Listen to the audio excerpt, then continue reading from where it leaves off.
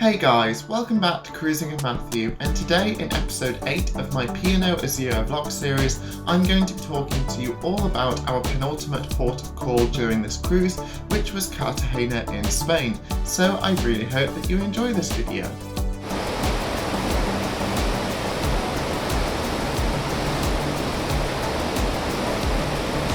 Now, Cartagena is a port on the southeastern coast of Spain and is a real gem because this is one of those fantastic ports where you only have to walk about 5 minutes and you're really in the centre of the city. And it means that you don't have to worry about lengthy excursions like ports such as Livorno or Civitavecchia, and hadn't really heard of it until our previous year when we cruised on board Britannia, and we were really surprised with this port. So if anyone is considering a cruise with this in the itinerary, you're really in for a treat. Now, like I said, a short walk from the ship, you are thrown right into the centre of the city, with you being greeted by quite possibly one of the most stunningly designed city halls I have ever seen. And it's a really flat, open plan space. One area that I would really recommend that you visit has to be the Roman Theatre of Cartagena. Now, if I recall, it was only a couple euros to go in, and this is fantastic value for what you get in the space. You firstly walk through a large museum showcasing artifacts from the theatre before being brought up to look around the theatre itself.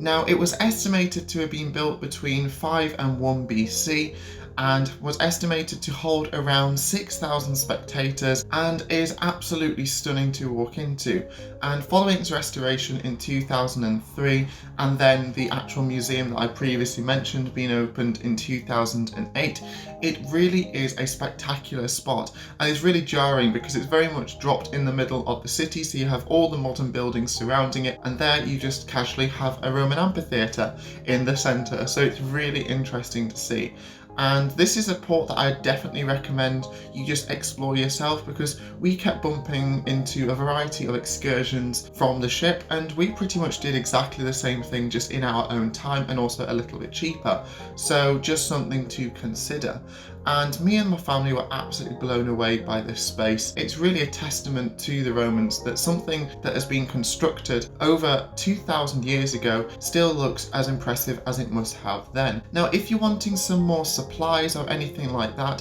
with it being such a large city, there's a huge range of shops, bars and things like that. So if you're not one to want to explore museums, there will be plenty of points of interest for anyone fancying a bit of retail therapy, that's for certain. Now, another area of interest that I was really looking forward to exploring is the Castillo De La Concepcion, which is a 13th or 14th century castle which is situated on one of the highest hills rising above Cartagena and also its port. Now, luckily there is a lift from the city up to the top of the hill, and I think it was only about 1 or 2 euros and definitely saved us a few steps. However, once we finally got to the top, it was a really impressive space, and it was really nice just to explore this area, and it also offered absolutely fantastic views of the city itself and also of Azura from a unique perspective, and that definitely wasn't one of my main plans for going up to this hill. I'm guilty as charged. What was really quite interesting was the fact that it was considered for demolition at one point by the city's council, but luckily this didn't happen, so we felt very happy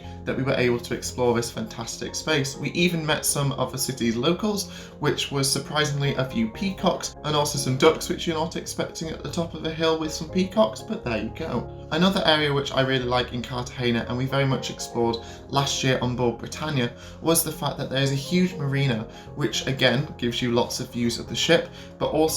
offers a nice bit of shade. You can have a nice leisurely walk if you're not really wanting to do anything in particular. However, it was time for us to get back on board, and I was feeling a little bit sad at this point because I was now realising this was our second to last port, and like all good things, it was starting to come to an end, but we still had lots of fun times ahead. So after walking back on board Azura, I was also really interested that the ship's company were doing their own crew drills, which is a more thorough version of the muster drill we had in Southampton and often involves swinging lifeboats. So I very much enjoyed sticking my head over and watching the tender boats being lowered back up before Azura's departure. Now from the pool deck we also got another view of the fantastic waterfront of Cartagena, and I really wonder if the city's inhabitants forget how lucky they are, because what I would give to be able to live in such a fantastic spot and also being able to have sun all year round, something which is a rarity in England, that's for certain.